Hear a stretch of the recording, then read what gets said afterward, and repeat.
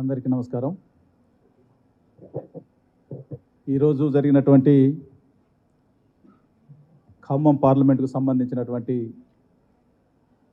ఓటమి తర్వాత సమీక్ష సమావేశాన్ని నిర్వహించుకోవడం జరిగింది. ఎక్కడైతే ఆ గ్యాప్ ఉందో ఆ గ్యాప్నంతా కూడా సమీక్షించుకొని పూర్తి స్థాయిలో రేపు వచ్చేటువంటి పార్లమెంట్ ఎన్నికలో విజయమే లక్ష్యంగా ముందుకు పోవాలని చెప్పేసి మా నాయకుడి యొక్క ఆదేశాల మేరకు ఈరోజు పూర్తి స్థాయిలో సమీక్షించుకున్న తర్వాత ప్రధానంగా మేము ఒకటే అడుగుతా ఉన్నాం. గుమ్మడికాయ దొంగలంటే భుజాలు తరుపుకున్నట్టుగా ఈ ప్రభుత్వ పెద్దల తీరు కనిపిస్తూ ఉంది. మాకు చూస్తూ ఉంటే నిజంగా సిగ్గు అనిపిస్తూ ఉంది. వీళ్ళు ఎన్నికల టైంలో మాట్లాడినటువంటి మాటలు, పెద్దమ్మ పింఛన్ ఎంత వస్తూ ఉంది, 2000, రేపు మేము వస్తే రేపు 9వ తారీఖు 4000 ఇస్తా అన్నటువంటి మాటలు. అట్లాగే ₹1,00,000 ఎవరైతే రుణమాఫీ అయిందో వాళ్ళు వెంటనే వెళ్ళి బ్యాంకులో 2 లక్షలు తీసుకోండి, మేము 9వ తారీఖు రుణమాఫీ చేస్తామని చెప్పేసి మాట్లాడినటువంటి మాటలు. రైతులకు 9వ తేదీన రైతు బంధు కాంగ్రెస్ పార్టీ రేపు 9వ తారీఖున 15,000 ఇస్తుందని చెప్పినటువంటి మాటలు. ఈరోజు 9వ తారీఖు, నెల అయింది, ఈ రోజుకు దిక్కు లేదు మొక్కు లేదు. అవి మేము గుర్తు చేస్తూ ఉన్నాం. ఇచ్చినటువంటి మాటలు, మీరు ఇచ్చినటువంటి డేట్లు దాటిపోతూ ఉన్నాయి. ఈ రోజుకి నెల అయిపోతూ ఉంది, మరి ఎక్కడికి పోయింది అని చెప్పేసి మేము అడుగుతా ఉన్నాం. ఆ రుణమాఫీకి సంబంధించినటువంటిది, అదేవిధంగా రైతు బంధుకు సంబంధించినటువంటిది మీ మాటల్లో తేలిపోతూ ఉంది. ప్రజాపాలన పేరుతోని, అప్లికేషన్ల పేరుతోని ఇవాళ రోడ్ల మీద పడతా ఉన్నాయి.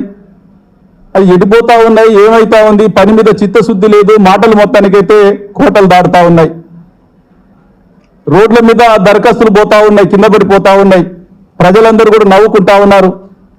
అవి మేము అడిగితే మాకు సమయం కావాలి అని చెప్పేసి మాట్లాడుతూ ఉన్నారు. మాకు కూడా తెలుసు సమయం ఇవ్వాలి, కొత్త ప్రభుత్వానికి సమయం ఇవ్వాలి. కానీ మీరు ఇచ్చినటువంటి మాటలు దాటిపోతా ఉన్నాయి కనుక గుర్తు చేస్తే మీకు ఉలికిపాటు ఎందుకు అని చెప్పేసి అడుగుతా ఉన్నాం. మేము తప్పకుండా ఇప్పటికైనా కానీ మరి చిత్తశుద్ధితో మీరు ఇచ్చినటువంటి మరి 6 హామీలు కావు, 420 హామీలు ఉన్నాయి.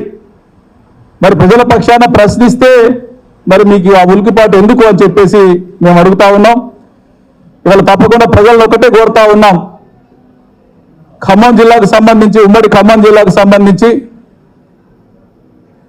మరి మీ తీర్పును గౌరవిస్తూనే ఉమ్మడి ఖమ్మం జిల్లాలో ఎన్నడూ ఎప్పుడు జరిగినటువంటి అభివృద్ధి కార్యక్రమాలు, పెద్ద ఎత్తున జరిగినటువంటి విషయాల్ని మళ్ళొకసారి మీరందరూ కూడా గమనించాలని చెప్పేసి కోరుతా ఉన్నాం.